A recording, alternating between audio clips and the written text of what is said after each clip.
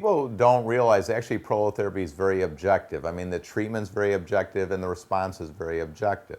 And it isn't actually pain relief. I mean, pain relief comes with it, but we're looking, is the structure stronger? Like, in other words, what could be more objective than somebody comes, they can't walk 10 feet, and then, 4 months later, they can walk miles. In other words, they can't walk 10 feet without pain, and then they could walk for an hour without pain. I mean, what could be more objective? You know what I mean? So mostly I'm looking for functional improvement, because I'll get people who come in and they'll say, doctor, after 2 visits, I'm like 80% better. And I'm like, Mary, I said, you're not 80% better. No. I'm telling you, I can walk and I can walk, a mile, and, the pain doesn't start for a mile. I said, Mary, I thought our goal was that you were going to go back to 5K races. I said, you haven't even started running yet. Like, the pressure to run is far greater than to walk. In other words, she's 80% better to walk, but she's not 80% better in our functional goals. So most pain is from functional instability. It means the bones are moving too much and there's some function that the person can't do, whether it's walk up and down the stairs without pain. But ideally, figure out what function you want to get to, what exercise you want to get to. Me, I want to be able to be a triathlete. So when I have pain, I want to get back to swimming, I want to get back to running, and I want to get back to cycling with as hard as I want to do it. So that's why some people, I might recommend more aggressive proliferants, because it's like, John, I know you're a crazy athlete. Like, you want to climb Mount Kilimanjaro, you want to ride your bike for 100 miles. And people forget what you're asking from a prolotherapist is not just help them now. You want that tissue so strong. So that's the main objective thing, that the tissue is so strong that it can handle almost any force, and it's going to handle it the rest of their lives. So you want to think about whether prolotherapy works. You go on chat rooms or you go on the Caring Medical Facebook, and you'll see people that have been better for 20 years. Like, we've helped them.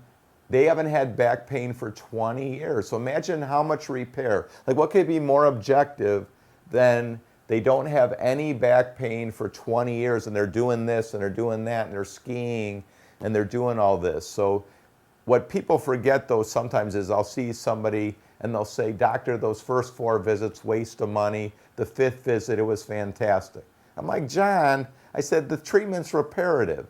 You and I don't know right now, when we see you on a first visit, how much actual repair has to take place definitively to get you pain-free.